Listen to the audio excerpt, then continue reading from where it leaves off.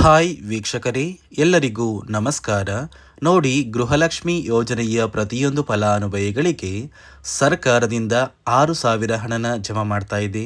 ಅದೇ ರೀತಿ ration card ಹೊಂದಿರುವ ಪ್ರತಿಯೊಂದು ಕಾರ್ಡ್ದಾರರಿಗೆ ಸರ್ಕಾರದಿಂದ ಕೊನೆಗೂ ಇಂದಿರಾ ಕಿಟ್ನ ವಿತರಣೆ ಮಾಡ್ತಾ ಇದ್ದು, ಈ ಒಂದು ಕಿಟ್ನ ಯಾವ ಫಲಾನುಭವಿಗಳಿಗೆ ಸರ್ಕಾರ ಕೊಡುತ್ತೆ ಮತ್ತು ಯಾರಿಗೆಲ್ಲ ಕ್ಯಾನ್ಸಲ್ ಮಾಡಿದೆ ಅಂತ ತಿಳಿಸ್ಕೊಡ್ತೀನಿ. ಅದೇ ರೀತಿ ನಾಳೆ ಸೋಮವಾರ ನವೆಂಬರ್ 17ರಂದು ಕರ್ನಾಟಕದ 29 ಜಿಲ್ಲೆಗಳಿಗೆ ಸರ್ಕಾರ 4 ಹಂತಗಳಲ್ಲಿ ಗೃಹಲಕ್ಷ್ಮಿ ಯೋಜನೆಯ ಈ 6,000 ಹಣನ ಜಮಾ ಮಾಡ್ತಾ ಇದೆ. ಇಲ್ಲಿ ಸರ್ಕಾರದಿಂದ ಹೇಗೆ 6,000 ಹಣ ಬರುತ್ತೆ ಅನ್ನೋದಕ್ಕೆ ನಾನು ನಿಮಗೆ ವಿತ್ ಪ್ರೂಫ್ ಮೂಲಕ ಮಾಹಿತಿನ ಕೊಡ್ತಾ ಇದ್ದೀನಿ. ಅದೇ ರೀತಿ ಯಾವ ಜಿಲ್ಲೆಗಳಿಗೆ ಸರ್ಕಾರ ಹಣ ಜಮಾ ಮಾಡ್ತಾ ಇದ್ದು, ಯಾವ ಫಲಾನುಭವಿಗಳಿಗೆ ಹಣ ಕ್ಯಾನ್ಸಲ್ ಆಗಿದೆ ಅಂತ ಕೂಡ ತಿಳ್ಕೊಳ್ಳೋಣ. ಅದಕ್ಕಿಂತ ಮೊದಲು ನೀವೇನಾದ್ರೂ ಇನ್ನೂ ಕೂಡ ನನ್ನ ಚಾನಲ್ನ ಸಬ್ಸ್ಕ್ರೈಬ್ ಆಗಿಲ್ಲ ಅಂದರೆ ದಯವಿಟ್ಟು ಪ್ರತಿಯೊಬ್ಬರು ಚಾನಲ್ನ ಸಬ್ಸ್ಕ್ರೈಬ್ ಮಾಡ್ಕೊಳ್ಳಿ, ಹಾಗೆ ವಿಡಿಯೋಗೆ ಒಂದು ಲೈಕ್ನ ಕೊಡಿ.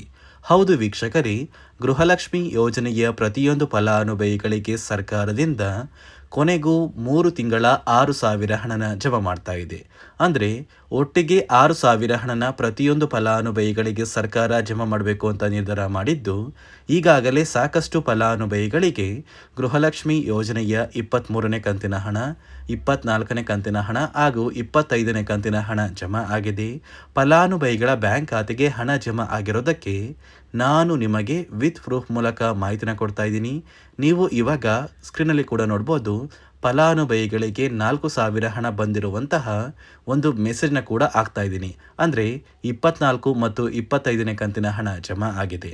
ಅದೇ ರೀತಿ ರೇಷನ್ ಕಾರ್ಡ್ ಹೊಂದಿರುವ ಪ್ರತಿಯೊಂದು ಕಾರ್ಡ್ದಾರರಿಗೂ ಕೂಡ ಸರ್ಕಾರದಿಂದ ಕೊನೆಗೂ ಇಂದಿರಾ ಕಿಟ್ನ ವಿತರಣೆ ಮಾಡಬೇಕು ಅಂತ ನಿರ್ಧಾರ ಮಾಡಿದ್ದು, ಈ ಇಂದಿರಾ ಕಿಟ್ಟಲ್ಲಿ ಯಾವ ರೀತಿಯ ಆಹಾರ ಪದಾರ್ಥಗಳು ಇರುತ್ತೆ ಅಂದರೆ ತೊಗರಿ ಬೇಳೆ, ಅಡುಗೆ ಎಣ್ಣೆ, ಸಕ್ಕರೆ ಮತ್ತು ಉಪ್ಪು, ಈ 4 ರೀತಿಯ ಆಹಾರ ಪದಾರ್ಥಗಳನ್ನ ಪ್ರತಿಯೊಂದು ರೇಷನ್ ಕಾರ್ಡ್ದಾರರಿಗೆ ಸರ್ಕಾರ ಕೊಡ್ತಾ ಇದೆ.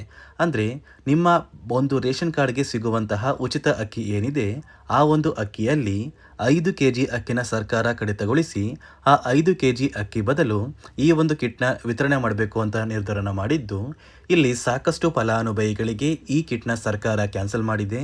ಯಾಕಂದರೆ ಗೃಹಲಕ್ಷ್ಮಿ ಯೋಜನೆಯಲ್ಲಿ ಸರ್ಕಾರ 5 ಹೊಸ ನಿಯಮಗಳನ್ನ ಜಾರಿಗೆ ತಂದಿದ್ದು, ಈ ಗೃಹಲಕ್ಷ್ಮಿ ಯೋಜನೆಯ 6,000 ಹಣ ಮತ್ತು ಇಂದಿರಾ ಕಿಟ್ನ ನೀವು ಪಡ್ಕೋಬೇಕು ಅಂದರೆ ಈ 5 ನಿಯಮಗಳನ್ನ ಕಡ್ಡಾಯವಾಗಿ ಪಾಲಿಸಬೇಕು ಅಂತ ಒಂದು ಆದೇಶನ ಕೊಟ್ಟಿದೆ. ಅದೇ ಒಂದು ನಿಯಮಗಳ ಪ್ರಕಾರ ಪ್ರತಿಯೊಂದು ಫಲಾನುಭವಿಗಳ ರೇಷನ್ ಕಾರ್ಡ್ ಮತ್ತು ಆಧಾರ್ ಕಾರ್ಡ್ನ ಸರ್ಕಾರ ಚೆಕ್ ಮಾಡ್ತಾ ಇದ್ದು, ಸಾಕಷ್ಟು ಫಲಾನುಭವಿಗಳಿಗೆ ಈ ಸೌಲಭ್ಯಗಳನ್ನ ಸರ್ಕಾರ ಕ್ಯಾನ್ಸಲ್ ಮಾಡಿದೆ. ಹಾಗಾದರೆ ಬನ್ನಿ ವೀಕ್ಷಕರೇ, ಆ ನಿಯಮಗಳು ಏನು ಅಂತ ಕೂಡ ತಿಳಿಸ್ಕೊಡ್ತೀನಿ. ಅದಕ್ಕಿಂತ ಮೊದಲು ನಾಳೆ ಸೋಮವಾರ ನವೆಂಬರ್ 17ರಂದು ಕರ್ನಾಟಕದ 27 ಜಿಲ್ಲೆಗಳಿಗೆ ಗೃಹಲಕ್ಷ್ಮಿ ಯೋಜನೆಯ 6,000 ಹಣ ಜಮಾ ಆಗ್ತಾ ಇದ್ದು, 29 ಜಿಲ್ಲೆಗಳನ್ನು 4 ವಿಭಾಗಗಳಾಗಿ ಮಾಡಿ 4 ಹಂತಗಳಲ್ಲಿ ಹಣ ಜಮಾ ಮಾಡ್ತಾ ಇದೆ. ಇಲ್ಲಿ ಮೊದಲ ಹಂತದಲ್ಲಿ ಯಾವ ಜಿಲ್ಲೆಗಳಿಗೆ ಹಣ ಬರ್ತಾ ಇದೆ ಅಂದರೆ ಬಾಗಲಕೋಟೆ, ಬೆಳಗಾವಿ, ವಿಜಯಪುರ, ಧಾರವಾಡ, ಗದಗ, ಹಾವೇರಿ ಮತ್ತು ಉತ್ತರ ಕನ್ನಡ, ಈ ಜಿಲ್ಲೆಗಳಿಗೆ ಮೊದಲ ಹಂತದಲ್ಲಿ ಹಣ ಜಮಾ ಆಗಲಿದೆ.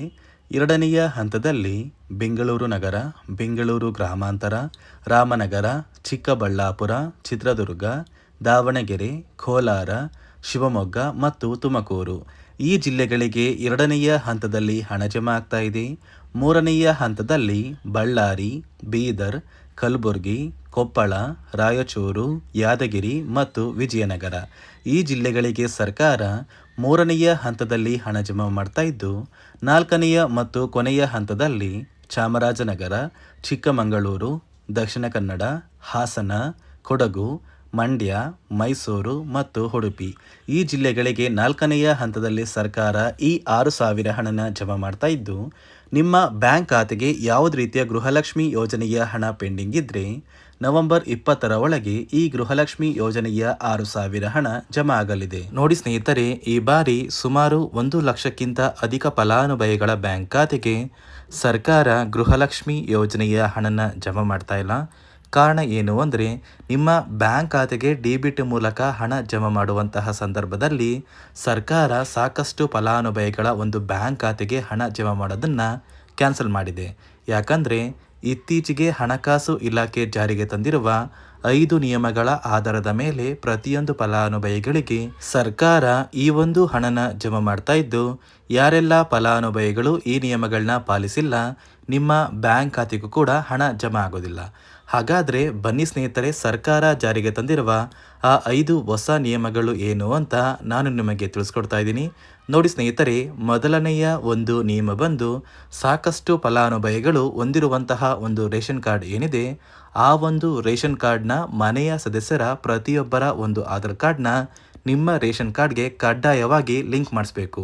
ಅಂದರೆ ಈ ಒಂದು ಲಿಂಕ್ ಮಾಡಿಸುವಂತಹ ಒಂದು ಪ್ರೊಸೀಜರ್ಗೆ ಸರ್ಕಾರ KYC ಅಂತ ಕರೀತಾರೆ. ನಿಮ್ಮ ರೇಷನ್ ಕಾರ್ಡ್ಗೆ ಇನ್ನೂ ಸಹ KYC ಆಗಿಲ್ಲ ಅಂದರೆ ನಿಮ್ಮ ಬ್ಯಾಂಕ್ ಖಾತೆಗೆ ಸರ್ಕಾರ ಮುಂದಿನ ದಿನಗಳಲ್ಲಿ ಗೃಹಲಕ್ಷ್ಮಿ ಯೋಜನೆಯ ಹಣನ ಕ್ಯಾನ್ಸಲ್ ಮಾಡುತ್ತೆ. ಅದೇ ರೀತಿ ಎರಡನೆಯ ಒಂದು ನಿಯಮ ಬಂದು, ಸಾಕಷ್ಟು ಫಲಾನುಭವಿಗಳು ಕಳೆದ 3 ತಿಂಗಳಿಂದ ಸರ್ಕಾರದಿಂದ ಬರ್ತಾ ಇರುವಂತಹ ಒಂದು ರೇಷನ್ ಏನಿದೆ, ಅಂದರೆ ಉಚಿತ ಅಕ್ಕಿ ಏನಿದೆ, ಈ ಒಂದು ರೇಷನ್ನ ಪಡ್ಕೋತಾ ಇಲ್ಲ. ಒಂದು ವೇಳೆ ಕಳೆದ 3 ತಿಂಗಳಿಂದ ನೀವು ರೇಷನ್ನ ಪಡ್ಕೊಂಡಿಲ್ಲ ಅಂದರೆ ಸರ್ಕಾರ ನಿಮ್ಮ ಬಳಿ ಇರುವಂತಹ ಒಂದು ರೇಷನ್ ಕಾರ್ಡ್ನ ಕ್ಯಾನ್ಸಲ್ ಮಾಡುತ್ತೆ. ನಿಮ್ಮ ರೇಷನ್ ಕಾರ್ಡ್ನ ಸರ್ಕಾರ ಕ್ಯಾನ್ಸಲ್ ಮಾಡಿದರೆ ನಿಮ್ಮ ಬ್ಯಾಂಕ್ ಖಾತೆಗೆ ಗೃಹಲಕ್ಷ್ಮಿ ಯೋಜನೆಯ ಹಣ ಇರ್ಬೋದು ಮತ್ತು ಸರ್ಕಾರದಿಂದ ಬರುವಂತಹ ಒಂದು ಸೌಲಭ್ಯಗಳನ್ನ ನೀವು ಕಳ್ಕೋಬೇಕಾಗುತ್ತೆ. ಅದೇ ರೀತಿ ಮೂರನೆಯ ಒಂದು ನಿಯಮ ಬಂದು, ನೋಡಿ ಸ್ನೇಹಿತರೆ, ನಿಮ್ಮ ಬಳಿ ಇರುವಂತಹ ಒಂದು ಆಧಾರ್ ಕಾರ್ಡ್ ಏನಿದೆ, ಆ ಒಂದು ಆಧಾರ್ ಕಾರ್ಡ್ನ ಕಳೆದ 15 ವರ್ಷಗಳಲ್ಲಿ ನೀವು ಯಾವುದೇ ರೀತಿಯ ಒಂದು ತಿದ್ದುಪಡಿನ ಮಾಡಿಸಿಲ್ಲ ಅಂದರೆ ನಿಮ್ಮ ಬ್ಯಾಂಕ್ ಖಾತೆಗೆ ಸರ್ಕಾರ ಗೃಹಲಕ್ಷ್ಮಿ ಯೋಜನೆಯ ಹಣನ ಕ್ಯಾನ್ಸಲ್ ಮಾಡುತ್ತೆ. ಯಾಕಂದರೆ ಸರ್ಕಾರದಿಂದ ಬಂದಿರುವಂತಹ ಒಂದು ಆದೇಶದ ಪ್ರಕಾರ ಪ್ರತಿಯೊಂದು ಫಲಾನುಭವಿಗಳು ಕಳೆದ 15 ವರ್ಷಗಳಲ್ಲಿ ಯಾವುದೇ ರೀತಿಯ ಒಂದು ತಿದ್ದುಪಡಿನ ನಿಮ್ಮ ಆಧಾರ್ ಕಾರ್ಡ್ಗೆ ನೀವು ಮಾಡಿಸಿಲ್ಲ ಅಂದರೆ ಕಡ್ಡಾಯವಾಗಿ ಆದಷ್ಟು ಬೇಗ ನಿಮ್ಮ ಆಧಾರ್ ಕಾರ್ಡ್ಗೆ ತಿದ್ದುಪಡಿನ ಮಾಡಿಸಿ. ಅದೇ ರೀತಿ ನಾಲ್ಕನೆಯ ಒಂದು ನಿಯಮ ಬಂದು, ನಿಮ್ಮ ಕುಟುಂಬದ ಒಂದು ವಾರ್ಷಿಕ ಆದಾಯ 7 ಲಕ್ಷಕ್ಕಿಂತ ಕಡಿಮೆ ಇರಬೇಕು.